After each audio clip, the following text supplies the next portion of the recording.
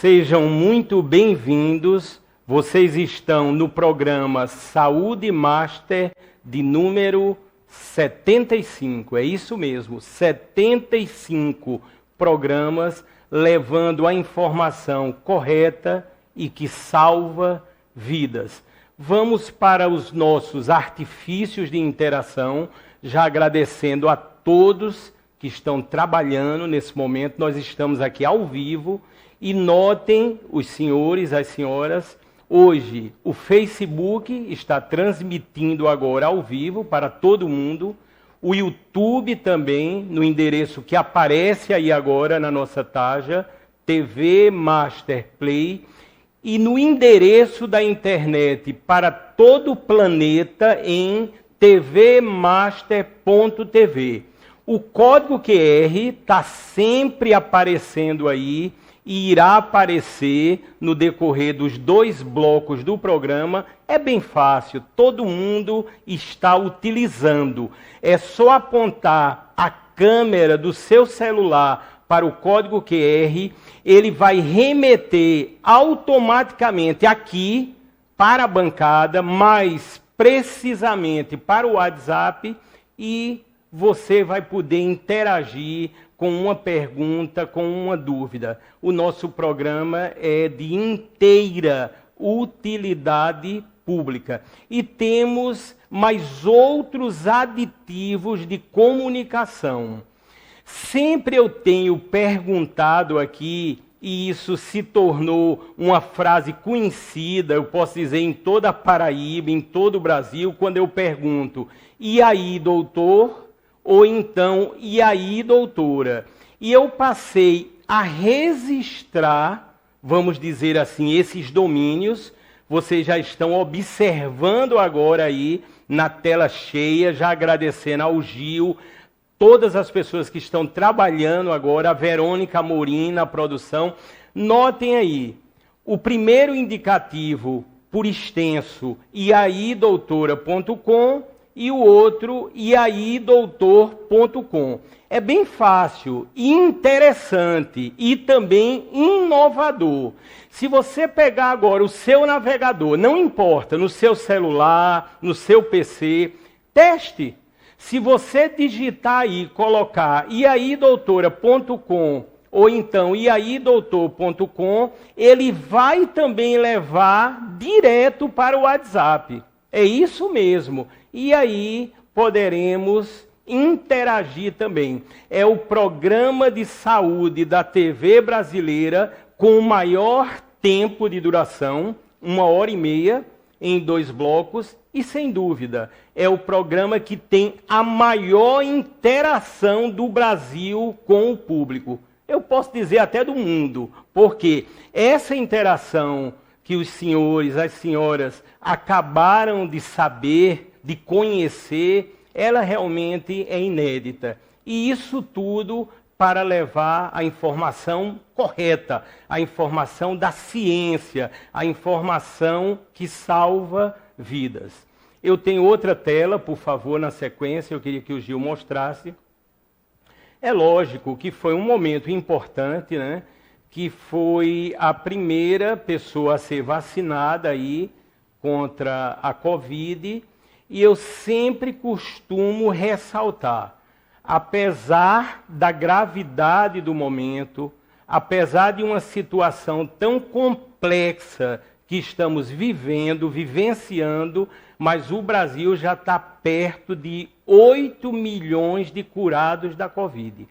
O Brasil tem esse número aí muito expressivo e tem sido e é o país que mais curou na Covid. Tanto quando nós colocamos a foto, a imagem da vacina, que é o nosso desejo, é a nossa vontade, é o nosso sonho, é para mostrar que a ciência vencerá, se Deus quiser. Portanto, a vacina é do Brasil, a vacina é de todos. Podem notar que nessa foto haviam até políticos ou político aí de lado. Eu apaguei porque senão poderíamos ter problemas sérios com essa vacinação aí. Portanto, a partir de agora, tenho a certeza e também é o desejo no coração que as pessoas comecem, né, gradativamente, os grupos prioritários vão se vacinando e no decorrer do ano, vai ser um ano ainda delicado, complicado, como está sendo, mas nós iremos vencer, se Deus quiser. Bem, eu já tenho ao meu lado aqui o primeiro entrevistado da noite de hoje, ou seja, no primeiro bloco, sempre lembrando, estamos ao vivo pelos canais 20 e 520 em HD da Claro. A Claro que a NET se incorporou também, ou seja, vários lares em toda a Paraíba está agora no Saúde Master. E aqui ao meu lado eu já tenho o médico, o doutor Gustavo Patriota, que ele é neurocirurgião e está pela primeira vez aqui. É uma honra no programa Saúde Master. Doutor Gustavo, seja muito bem-vindo. O senhor está na bancada que salva vidas. Muito obrigado pelo convite. Agradeço estar aqui no programa Saúde Master. Agradeço estar aqui no programa Saúde Master esclarecendo a população. Obrigado. Doutor, eu é que já tenho que agradecer. Eu sei que o senhor é um grande cirurgião. O senhor chegou aqui, já estava numa cirurgia, parece que hoje já foram 2, saindo daqui já vai para outra cirurgia, e essa é a vida de um grande neurocirurgião como o senhor. E uma coisa que eu quero revelar para o grande público agora do Saúde Master, e que me deixou mais orgulhoso, doutor, do senhor aqui ao meu lado, foi quando o senhor disse: Fábio, eu posso sugerir um tema? Eu disse: é lógico, doutor, pode sugerir. Aí o doutor disse: eu quero dinamizar, esclarecer, incentivar, a partir da morte encefálica, a doação de órgãos. Portanto, doutor, quando o senhor falou isso, eu já fiquei realmente emocionado, doutor. Muito obrigado, doutor. Obrigado, eu. Os pacientes que dependem de aparelhos para sobreviver, o paciente que faz diálise, o paciente que tem dificuldade de bombear o coração, o paciente que tem dificuldade de respirar, esses pacientes precisam da ajuda da população. E essa ajuda pode vir através do diagnóstico de morte encefálica. Então, incentivar a doação de órgãos a partir desse diagnóstico faz parte de dever como cidadão. Doutor Gustavo, outra coisa interessante que eu vou revelar aqui, fiquei sabendo há pouco. Doutor, eu estou me sentindo agora mais seguro ainda para essa doença, porque o senhor já foi vacinado. Doutor, que bacana, doutor. Eu estou com um pouquinho de inveja, doutor, mas, de qualquer maneira, estou me sentindo, assim, muito feliz, porque a gente sabe da luta dos profissionais da área de saúde e, a partir do momento que estão sendo vacinados, isso garante, com certeza, um atendimento ainda melhor. O senhor vai salvar ainda mais vidas, eu não tenho dúvida, doutor. Fico feliz de estar vacinado, agradeço aos nossos representantes legais em trazer a vacina para Paraíba, em especial o professor Arnaldo Medeiros, que facilitou a chegada dessa vacina no nosso estado. Incentivo também toda a população, quando puder se vacinar, que se vacine. Doutor, eu sei que o senhor, logicamente, né, depois eu quero até que o senhor envie para os próximos programas, o senhor registrou o momento, né? Não deixa de ser um momento assim muito importante, né? Eu quero também, quando chegar a minha vez, eu vou querer registrar, vou levar as câmeras da TV Master e a gente vai fazer uma grande festa. Qual é a sensação, doutor, de estar vacinado aí? É uma sensação de liberdade, eu não diria só liberdade, mas uma felicidade de poder mudar o Brasil e mudar a situação que nós estamos vivendo, tanto política, econômica e financeiramente, de todos. Portanto, daqui 28 dias, não é isso, doutor? O senhor vai tomar a segunda dose, né? Se Deus quiser, e aí estará protegido, né?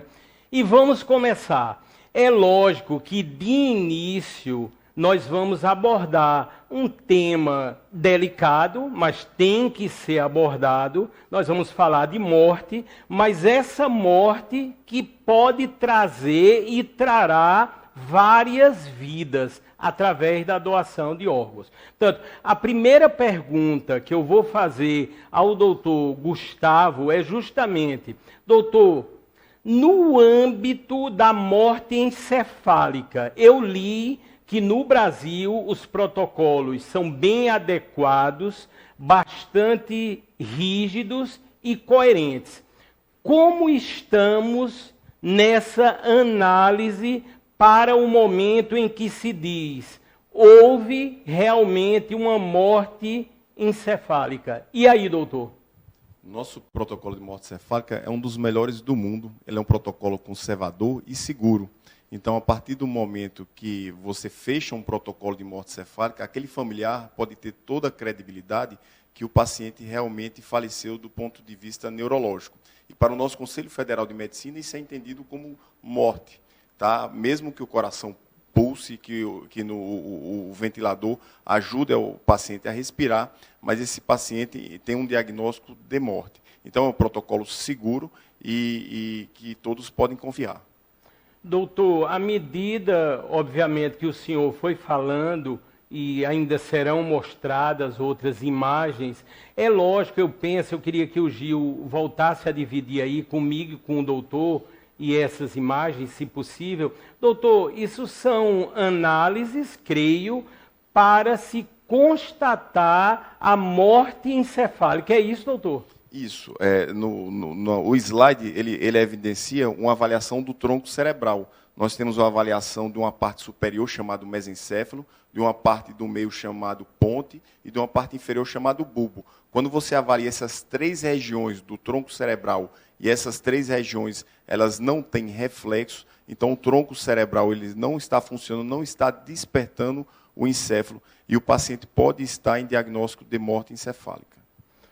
Doutor Gustavo, é lógico que quando nós passamos a divulgar, sempre fazemos com uma certa antecedência sobre o tema que iríamos abordar, chegaram muitas perguntas e aqui estão chegando outras. Mas uma que eu vou sintetizar.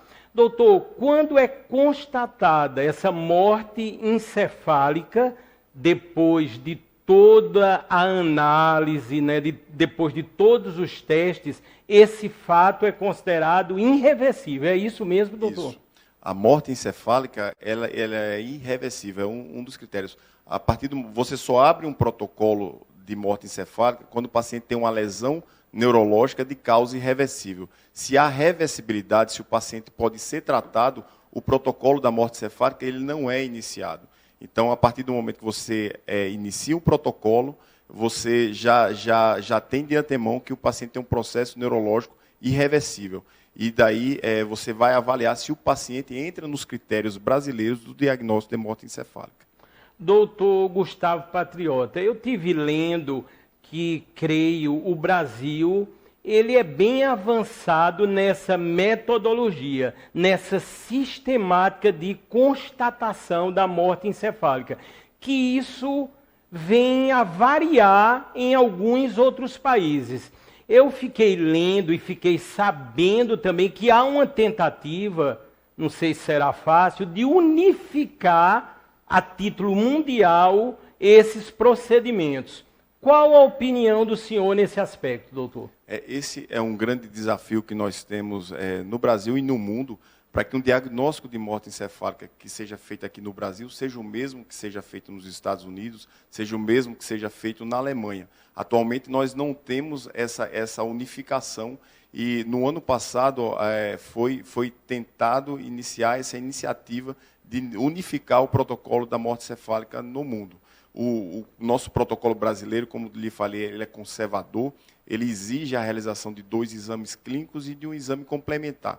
Então, ele dificulta um pouco a realização do processo para que dê mais segurança no diagnóstico da morte encefálica. E a partir do momento que fechamos esse protocolo, o Conselho Federal de Medicina reconhece o diagnóstico de morte propriamente dita. Doutor Gustavo, ou seja, uma vez havendo a morte encefálica, aí vamos agora para as possibilidades de doação de órgãos. Basta que a pessoa, ou seja, o indivíduo, comunique à família que quer doar os órgãos caso venha a ocorrer esse tipo de morte.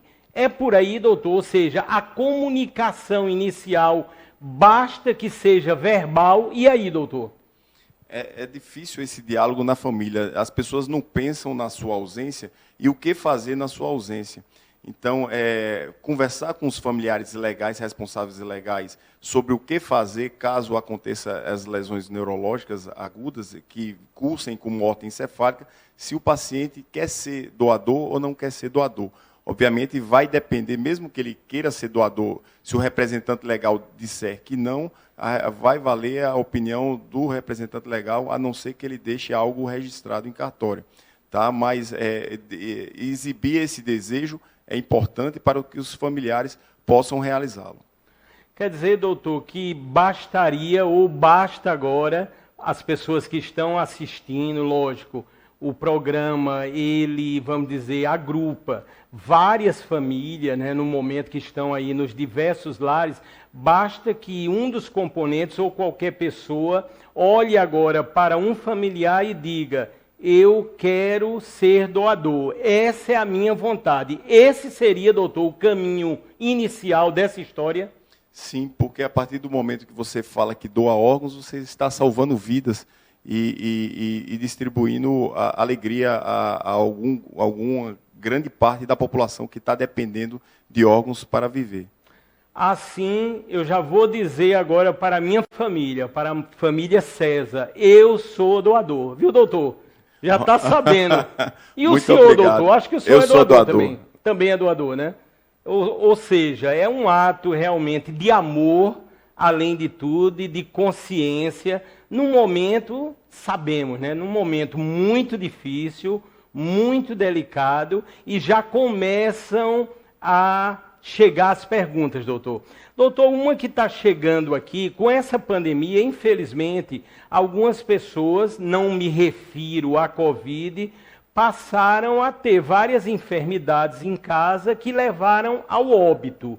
Nesse caso de uma pessoa que morre na residência, há condição de ser um doador? E aí, doutor? Então, esse paciente que falece na sua residência teve uma parada cardiorrespiratória, não foi um diagnóstico de morte encefálica. Esses pacientes podem retirar alguns tecidos, mas dependendo do tempo da evolução, esses tecidos eles podem não servir para doação. Então, mas é um pouco diferente do paciente em diagnóstico de morte encefálica, onde o paciente tem a morte do cérebro, do encéfalo, mas preserva o funcionamento do pulmão, preserva o funcionamento do coração, e está tudo funcionando e circulando e tendo oxigenação. No paciente que falece em casa, esse paciente vai sofrer um processo de parada circulatória sistêmica e isso pode inviabilizar a doação de alguns órgãos.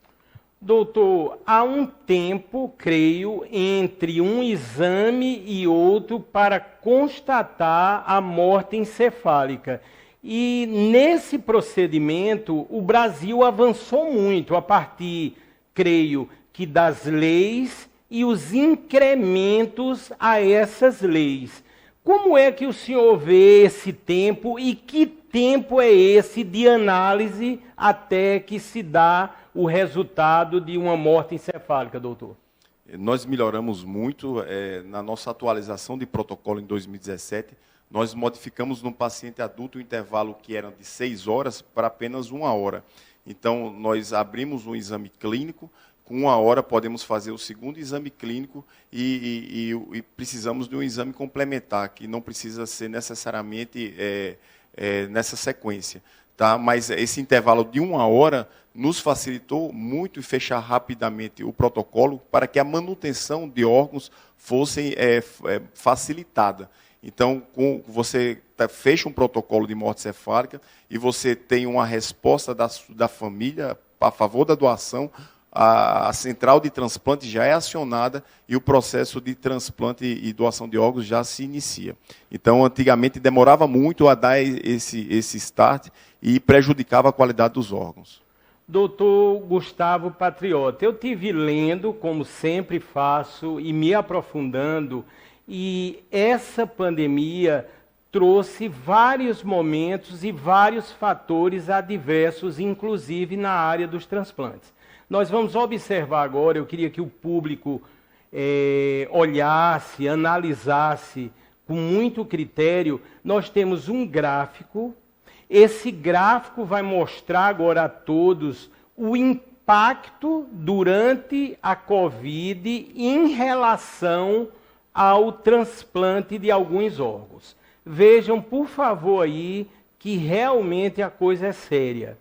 Esse índice que estão a observar, por exemplo, o de 88%, isso aí é em relação ao pulmão. Ou seja, houve um impacto, uma diminuição em 88% nos transplantes de pulmão.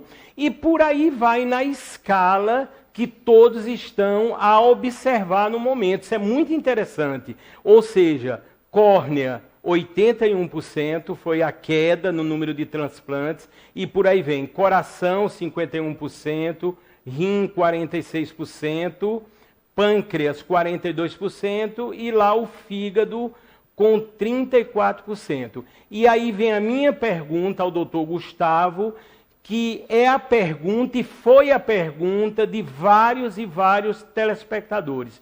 Doutor, isso é uma realidade que não esperávamos, mas a pandemia também ocasionou. Como é que o senhor está vendo esses números, doutor?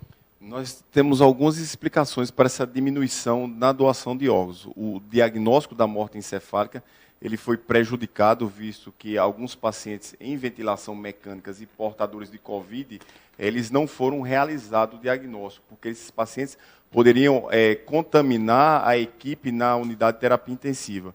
Então, esses pacientes foram perdidos, e, obviamente, os pacientes com Covid também não foram pacientes expostos para doação de órgãos. De certa maneira, também com o lockdown, nós tivemos no início uma redução do número de traumas, e essa redução de número de traumas graves diminuiu o contexto da morte encefálica também no primeiro momento. No segundo momento, houve o aumento do trauma, porque a população foi novamente voltando a circular nas ruas.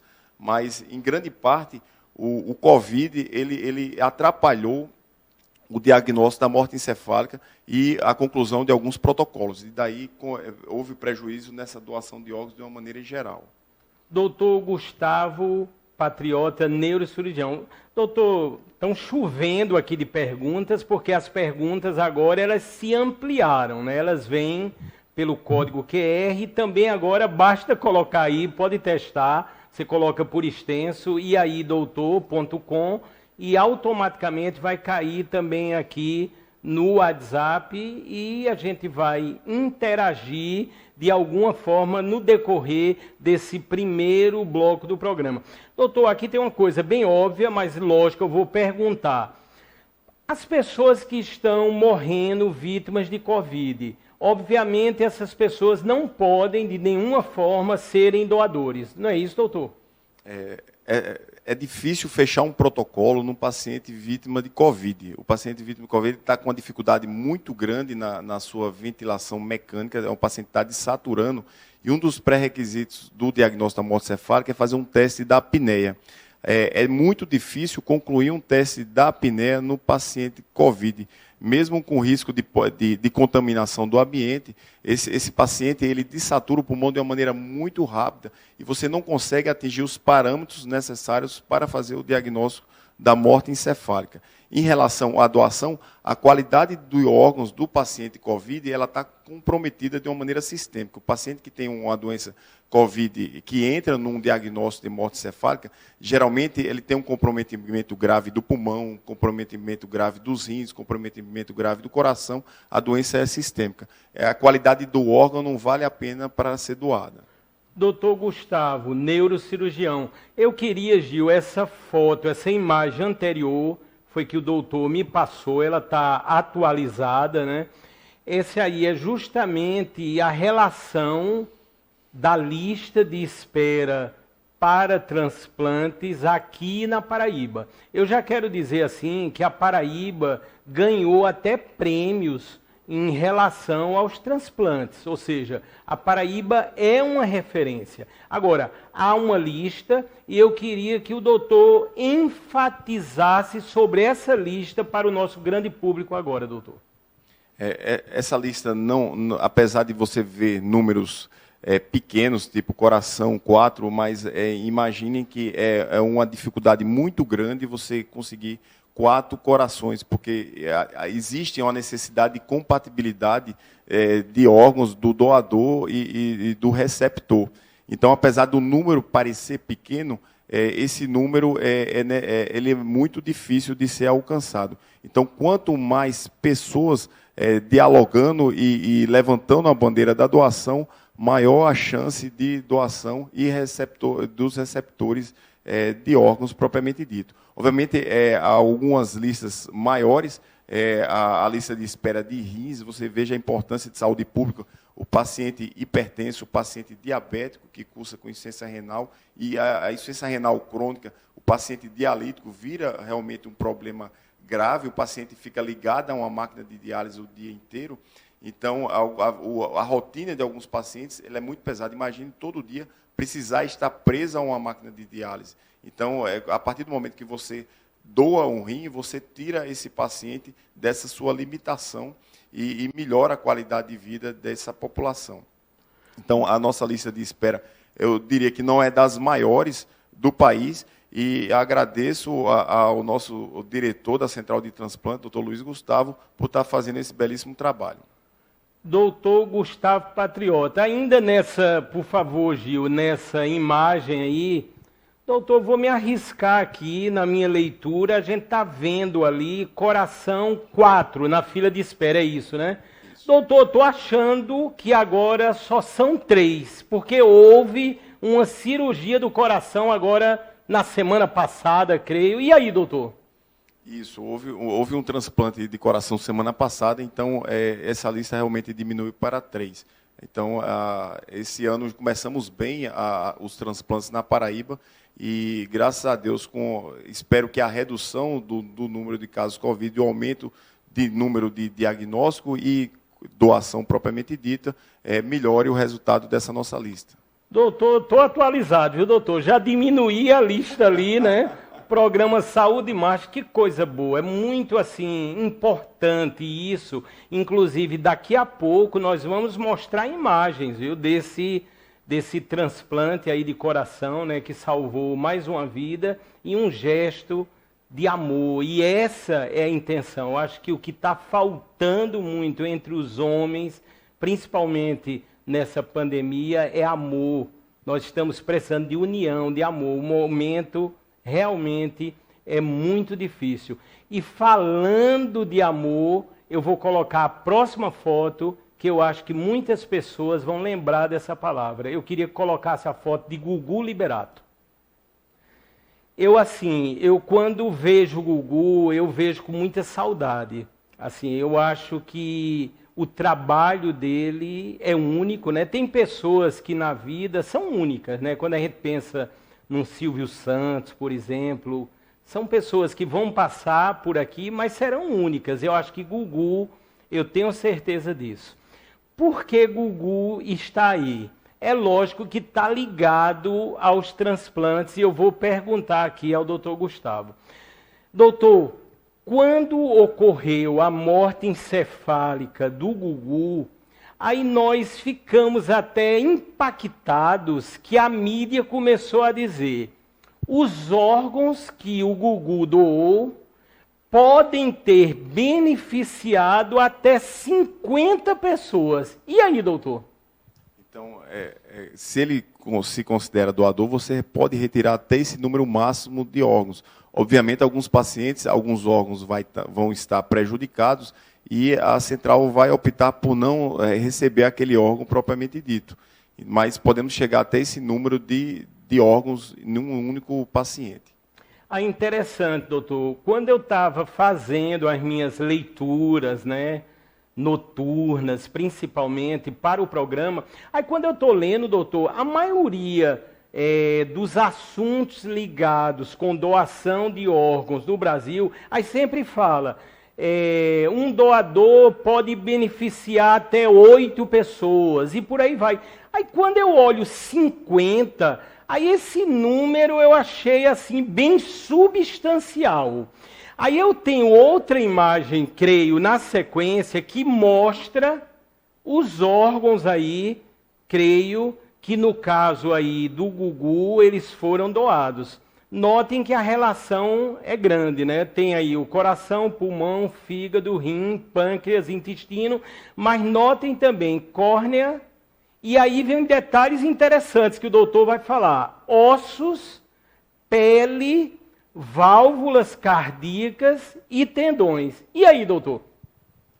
É uma grande variabilidade de tecidos que podem ser doados. Obviamente, nós precisamos de equipes credenciadas e habilitadas a exercer todos esses tipos de transplantes. É uma complexidade muito grande e quando você tem todas essas equipes juntas, seu estado estaria exageradamente preparado para realizar transplantes. Nós não conseguimos isso em todos os estados do país, tá? Mas, enfim, no nosso estado, nós conseguimos uma grande gama de transplantes. Não todos esses que estão sendo mostrados aí na televisão, tá? Mas a maioria dos tecidos, tendo equipe organizada, eles podem ser transplantados. É lógico, doutor, para que venhamos a chegar num critério desse, ou seja, de vários órgãos a serem, vamos dizer assim, transplantados, é preciso, lógico, toda uma equipe, toda uma estrutura, todo um conhecimento. Aí eu vou fazer outra pergunta ainda no contexto aí do Gugu. Doutor, em São Paulo, por exemplo, nos grandes centros, já se consegue, assim, fazer o transplante dessa quantidade de órgãos para beneficiar tantas pessoas? Sim, se consegue sim. Por exemplo, o complexo clínicas, que existem vários institutos. Então, por exemplo, o Instituto da Ortopedia, que fica no complexo do Hospital das Clínicas, você poderia pegar tendão, você conseguiria pegar a parte de óssea, conseguiria pegar a parte de pele, para cobrir falhas de peles em traumas complexos da ortopedia. Temos o Instituto do Coração, que poderia pegar esse coração e um pulmão. A equipe da gastro, do próprio Instituto Central, ficaria responsável pelo fígado, o pessoal da urologia ficaria com o rim. Então, assim, você consegue pegar os órgãos baseado nas várias equipes especializadas. Obviamente, quando você está numa instituição universitária, que existem várias equipes formatadas para transplante, isso se torna mais fácil. Quando você se fragmenta demais, e aí vai tornando mais difícil. Obviamente, com a política você consegue, de saúde pública, você consegue melhorar e organizar essas equipes. Portanto, vocês estão ao vivo aqui, eu estou aqui com o doutor Gustavo Patriota, que é neurocirurgião, e doutor, o currículo do senhor é algo incrível. Eu vou ter que citar alguns tópicos aqui. Diz aqui que o senhor é doutor, obviamente, pela Faculdade de Medicina da Universidade de São Paulo, uma das mais respeitadas, não é isso, doutor?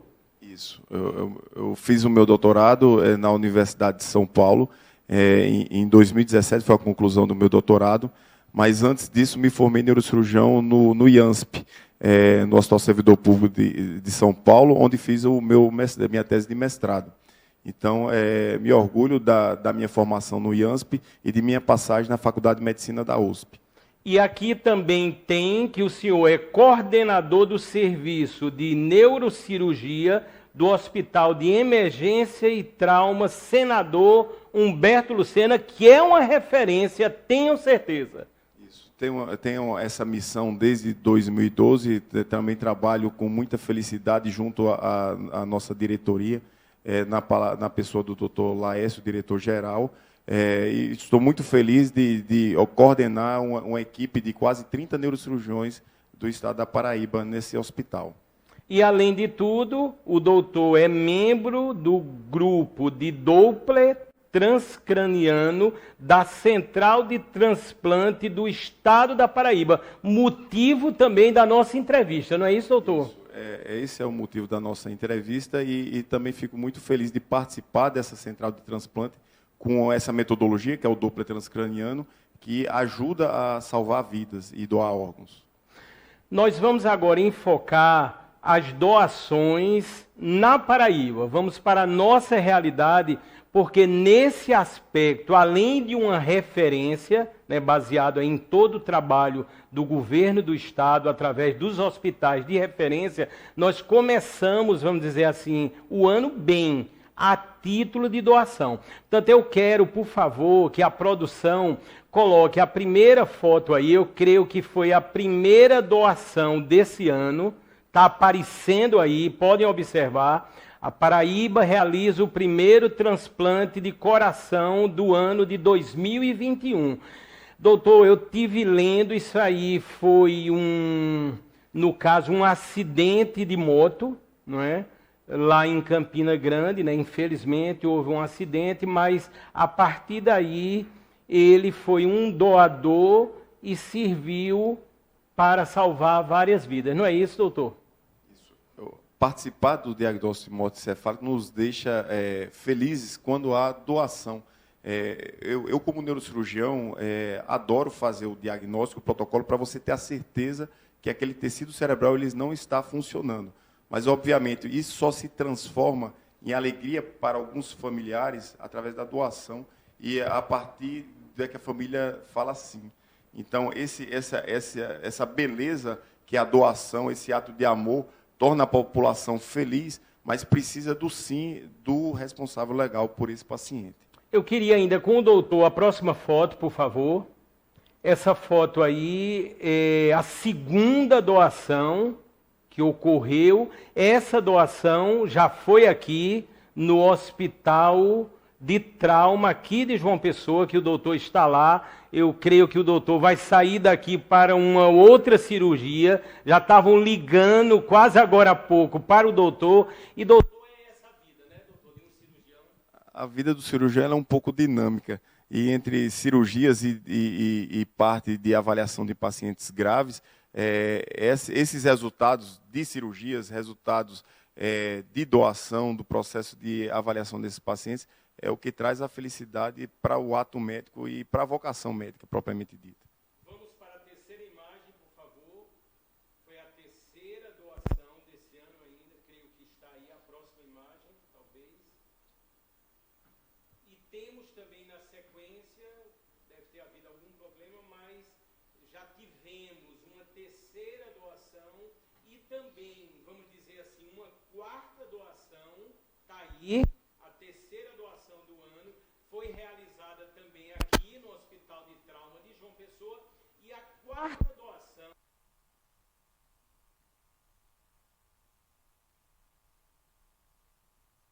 que foi a doação do...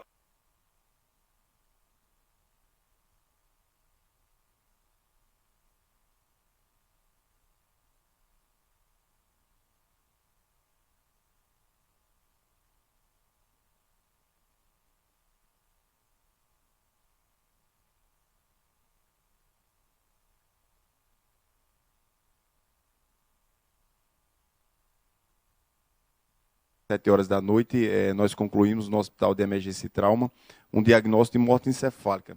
Não temos ainda o resultado, se a família doou ou não, mas ficamos felizes de participar desse processo e poder ajudar a população.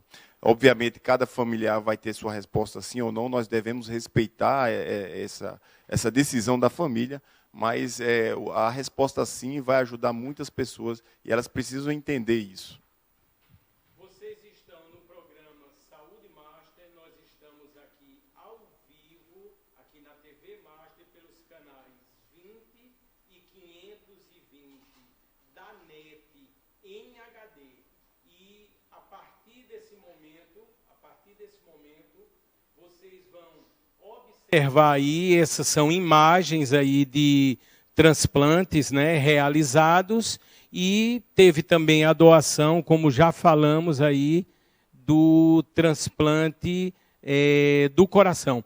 Eu queria falar um pouquinho agora em um dos nossos patrocinadores, no caso do Laboratório Maurílio de Almeida.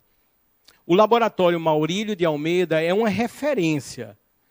Tem mais de 50 unidades atualmente na Paraíba, espalhadas por toda a Paraíba, e nós temos assim uma grande novidade desde a semana passada no Laboratório Maurílio de Almeida.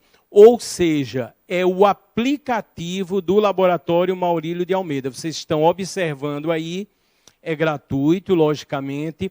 Basta ir na loja de aplicativo, na sua loja de aplicativo. Se você tem sistema Android, vai no Google Play e aí baixa o aplicativo. Se você tem sistema iOS, vai na App Store e você terá uma série de serviços na palma da mão. É lógico, você vai poder marcar o seu exame, você vai poder, a título de domicílio, por exemplo, marcar, agendar os exames da Covid, que o Laboratório Maurílio de Almeida faz com muita precisão. E ele tem uma sistemática, o aplicativo, que é essa que está sendo mostrada, que todos podem encontrar a unidade do Laboratório Maurílio de Almeida mais próxima da sua casa, da sua residência. E pode, inclusive, agendar. É lógico, o Maurílio de Almeida faz ou pode fazer, são mais de 2.000 exames. Ou seja, o Laboratório Maurílio de Almeida tem compromisso, tem tradição, são 70 anos de história e agora, com o aplicativo, tudo ficou ainda mais prático, mais rápido, mais fácil e na palma da mão. Portanto, pensou em laboratório na Paraíba, todos vão sempre pensar em Laboratório Maurílio de Almeida. Doutor Gustavo, nós já abordamos vários assuntos e, como eu falei, assim, eu fico muito contente, até porque o senhor também já está aqui, vacinado aqui ao nosso lado, e isso não deixa de ser também um grande momento e um grande exemplo. E baseado na vacina ou nas vacinas, eu queria a opinião do senhor. Como é que o senhor está vendo toda essa história que se complicou, às vezes, na opinião de outras pessoas que não conhecem, na verdade, de ciência, que não têm sensibilidade, que não estudam, na verdade. Doutor, como o senhor está vendo as vacinas no Brasil nesse início e a continuidade? A vacinação é algo sério que está sendo feito por cientistas do Instituto Butantan. Sugiro a todos a acompanharem os representantes que realmente informam de maneira com conhecimento científico sobre a vacinação. Um exemplo, o doutor Luciano Azevedo. Sigam no Instagram o doutor Luciano Azevedo, que eles vão sempre estar atualizando todos sobre a qualidade das vacinas e a vacinação no país. E a vacinação, ela precisa continuar. Estamos precisando de insumos para que haja uma manutenção na nossa campanha de vacinação em todo o país. E, além do mais, que cheguem outros tipos de vacina também. Então, discutir ou não vacinação no momento, se vai tomar ou não, eu acho desnecessário. Nós temos uma arma para combater um grande problema de saúde pública e precisamos utilizá-la da melhor maneira possível, sem politização. Doutor Gustavo Patriota, realmente, doutor, nós chegamos no final do primeiro bloco do programa Saúde Master. E sempre, doutor, nesse final, é lógico, isso é comum, a gente reserva, ou seja, as câmeras, que são muitas aqui da TV Master, para que o senhor possa dar a mensagem de esperança. E já quero realmente, de coração, agradecer. Eu sei que o tempo do senhor é muito complicado e foi uma honra ter o senhor aqui na bancada do Saúde Master, a bancada que salva vidas, doutor. Eu que agradeço, Fábio, de estar aqui com vocês. Fico feliz de estar divulgando o tema de diagnóstico de morte cefálica, porque a partir dele nós podemos salvar vidas e distribuir felicidade e esperança a uma população de pacientes que estão necessitando de órgãos. Então, agradeço mais uma vez a participação nesse programa de grande impacto na saúde, não diria só no nosso estado, mas no nosso país. Obrigado. Muito obrigado, doutor. Eu pediria, por favor, não saiam daí. Nós vamos ter no segundo bloco, vai ser outro bloco realmente de muita utilidade pública, a doutora Gabriela Diniz, ela é dermatologista, e nós vamos abordar vários procedimentos ligados com a flacidez, ou seja, os métodos mais usados, os tratamentos e muita inovação. Inclusive, a doutora vai trazer alguns exemplos aqui que serão observados em loco, ao vivo. Portanto, daqui a pouco, depois do intervalo comercial, o segundo bloco do programa Saúde Master.